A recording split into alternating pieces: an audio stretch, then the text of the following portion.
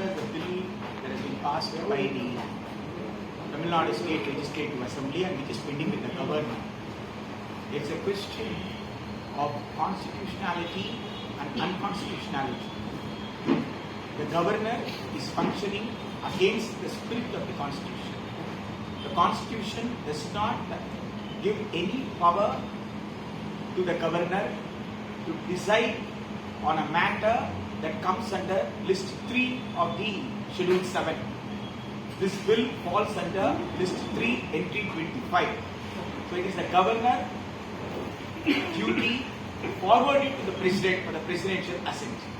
Then why is the governor keeping the bill without taking any action for the past 3 months? We see it as a design to frustrate the efforts of the state government, to make the people lose confidence in democracy.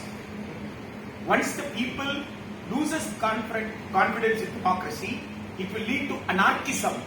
And anarchism will lead to dictatorship. And dictatorship will lead to fascism. That is what we have seen in the history in both Germany as well as in Italy. Do you foresee in Tamil Nadu also? We are foreseeing it in India. The people of India believe that they can change the government to a ballot. But the actions of the union government and the actions of the governor of Tamil Nadu is making the people lose confidence in democracy. Whoever any vote, one person is going to decide. Then why should I vote? When a question arises, why should I vote? That means the people lose confidence in democracy. Once democracy is weakened, that will ultimately lead to the rise of a dictatorship, which is a danger to India. So this is not a bill that concerns between the political parties or about just an admission to a medical course. It is something about saving the Constitution of India, saving the fundamental character of the Constitution, which is federal polity and its parliamentary democracy. We want the union government to recommend to the president to give assent, because president cannot act on his own. If there is a bill, an act all over India, still under Article 246, Schedule 7, List 3, the state, if the state feels that certain provisions are not good for the people of the state, then the state can enact a law, and that law has to get the presidential assent. If you say, even in the concurrent list, only the union government is having the power, the state doesn't have the power, then we need not have a list at all. A concurrent list is not at all necessary. Okay.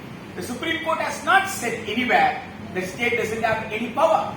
Supreme Court has categorically stated, if there is a law under list 3, then the presidential assent has to be secured. Respecting the people's will and the federal polity, we want the government of India to give assent to the bill. Academically, we should understand that a child is given a syllabus. Normally, a syllabus is framed age appropriately. A child between 15 and 17 years of age studies the syllabus and the child is evaluated by the government. You say the evaluation done by the government is not eligibility, but an evaluation done by a testing agency is eligibility. How it is fair? In Tamil Nadu, you can complete your higher secondary course even without sending a single pie in a government school, in a Tamil medium school, in a government under the government scheme. If such a child has to undergo a coaching, and then only he or she can clear the NEET exam, that means you say without spending money you cannot come to higher education. That means majority of the people will be pushed out of higher education. So that is what we see it as a threat to social justice. Because this is the second resolution that has been passed in the state assembly. In fact, the earlier regime had passed a resolution, and the current regime, the DNP government had passed a resolution, and 2 resolutions have gone to this governor's state. But both the resolutions have not been passed. The bills that has been passed after the insertion of section 10D was not returned to the Tamil Nadu State Assembly following the procedure that has been provided in the Constitution, Article 201. There is a procedure lapse. Now they want to do the same procedure lapse in this bill also. That is why they are delaying. So we want the government to follow Article 200 and 201. The governor has to reserve the bill under Article 200, and under Article 201, the president has to act upon. The president has to give an assent. So we want to take this as a campaign to the people. We want the people to be enlightened by the constitutional provisions of the right of the state, and that is why we have started Meet the People campaign that has been started in Coimbatore today. Almost all the political parties want this union government to give assent to this bill. We want to explain to the people that the governor is not forwarding deliberately. It's a delayed tactic against the interest of the state government. With regard to this NEET exemption by the state government resolution, in fact, earlier it was a legal battle for this NEET. Now it is turning to be as a battle against the government. Do you go legally against the governor of Tamil Nadu now? See, there is no question of any legal challenge at all. Because constitutional provision is very clear, and the Supreme Court has made it stand very clear that if there is a common entrance test called NEET through a central statute, and if there is a repugnancy between a state law and the central statute, it should be settled on the touchstone of Article 254. The Supreme Court never said that state doesn't have any power. So there is no legal challenge for this bill at this stage.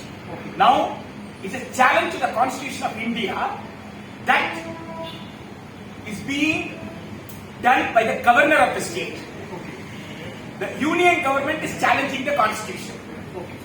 We already know 4 judges of the Honorable Supreme Court has come to the streets asking the people of India to protect democracy, to uphold Constitution. As the 4 judges of the Supreme Court came to the streets, now we are coming to the streets and asking the people to rise up to the occasion to save the Constitution of India and save the parliamentary democracy and federal structure. Will this NEET movement is going to be as a mass movement across the country in the coming Surely days? every family is feeling the heat. 2.75 lakh applicants are there in Tamil Nadu alone for NEET. In that, nearly 1 lakh applicants spend roughly between 3 lakh and 5 lakh per year for NEET coaching. 1 lakh applicant into 5 lakh fees. What is the value? And just 10,000 seats are available. What about the rest of the students? That lifelong saving is spent in the coaching center. That is what we are asking. When we can complete our higher secondary examination without spending a single pie, even a marginalized people, a street dweller's child, can walk into any school and pass higher secondary and come to higher education. Now, if you say you have to spend money to come to higher education, then most of the children will feel that this is not for me. So naturally, you are pushing out the marginalized section, especially the poorest of the poor, even dreaming about the higher education. So this is what we say against social justice. Because right now the state government had passed a resolution and the copies have been moved to various other states also for a mass campaign. Right now it is going on. Do you think that this will gain more momentum to the state government? Surely, if there is a proper debate in the parliament and if there is a division in parliament, almost all parties will support Tamil Nadu's bill. Almost all chief ministers have expressed their support for the bill. People of every state in India are fighting against NEET right from 2013, even in the state of Gujarat. The political leadership did not take up the cause of the people. In Tamil Nadu, the political leadership has taken up the cause of the people. We have understood the people. That is the difference between other states and Tamil Nadu. So as soon as this A.K. Rajan committee was formed, immediately there was a discussion in Maharashtra, why can't such a committee be formed in Maharashtra? There was a discussion in other states also, why can't such a study be conducted to study the impact of NEET? So there will be demand to study the impact of NEET in every state because the people of almost all the states are affected by the NEET. We want a quality school education and we want a quality higher education that can be ensured only in an academic institution. institution, not in a coaching center. But the Ethiopian competition, which has a lot of lapses, Lot of lapses. lapses, in fact, the reservation point, how that number of students. See, what we understand is that 69% reservation is filled. That means social justice is completed. So just filling the reserved category seats alone is not the social justice.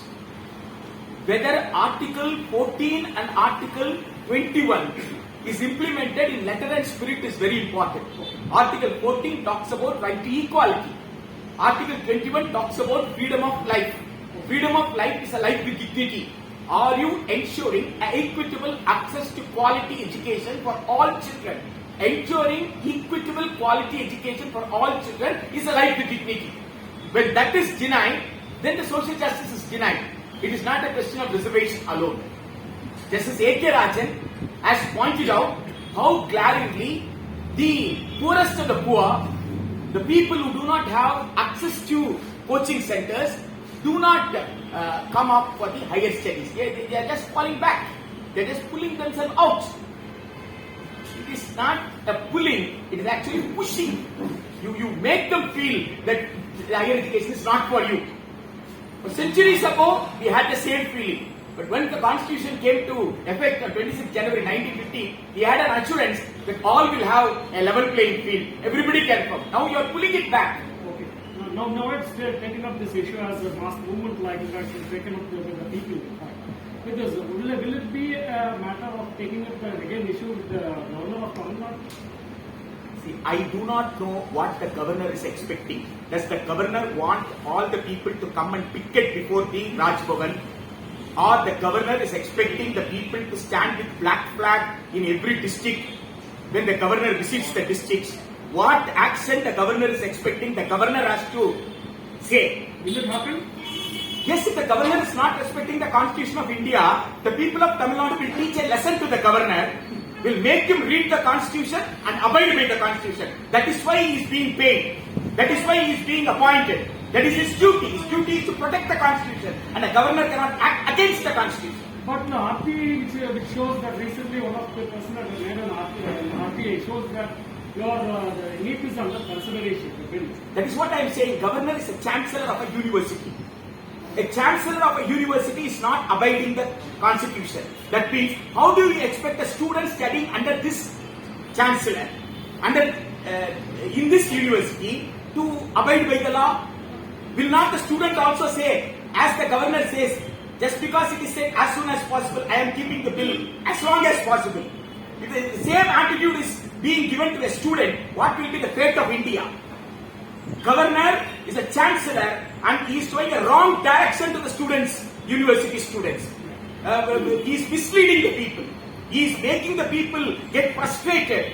He is making the people lose belief in democracy. This is very dangerous trend, and we want the governor to correct this ways, mend this ways. Well, you say that the governor does not abide by the law. In fact, do you expect the governor to be taken back at the center in this situation?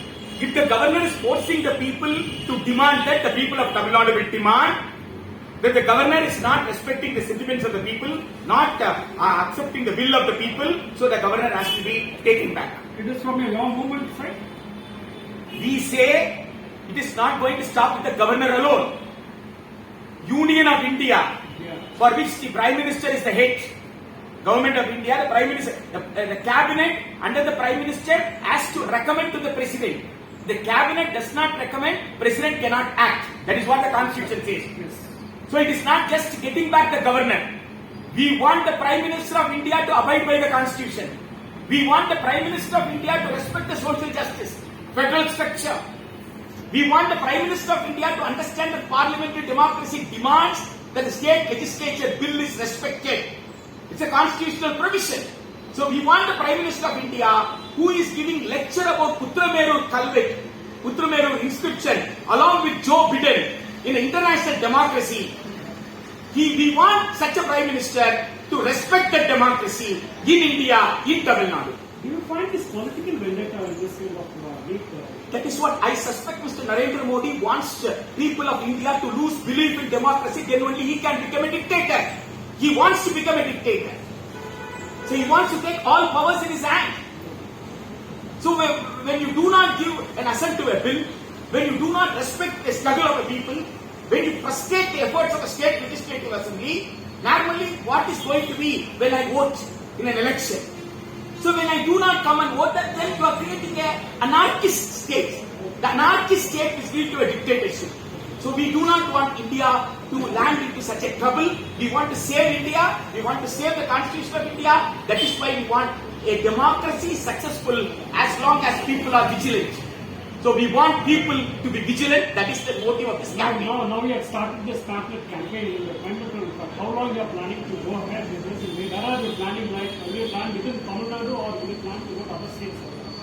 In the first stage, we are meeting the people of Tamil Nadu. It will be a platform meeting. We will meet the people at that doorstep, at the streets, at the village level. We want to sit with the people and discuss, not having large gathering and all. We want to take this message to every house in Tamil Nadu. Go on throughout this month. Almost all the organizations, it is not one organization, it is many organizations, political organization, non-political organization, Tandai Periyar Dravida Kazhagam in Tamil Nadu, likewise Dravida Kazhi, DYFI, SFI, and so many other organizations, parent body, and many other organizations have joined apart from the political parties. Can we call this movement as an anti-NEET movement or anything? This movement is Save Democracy movement. Save democracy. This movement is to save the federal rights of the state, the right of the state government, which has a responsibility to provide help. We have already conducted a rally in Delhi. Even in 2017, we have conducted a rally in Delhi, and the campaign is going on all over India. It's not only in Tamil Nadu, it's going on all over India. It will get intensified. The medical admission is something concerned with health. Health and education are the two important critical entitlements that every family needs to be ensured with. And this bill is concerning such a fundamental right. So we want to take it to the people to save the Constitution of India by ensuring the bill that is passed by the State Legislative Assembly is given assent by the President of India. Thank you so much.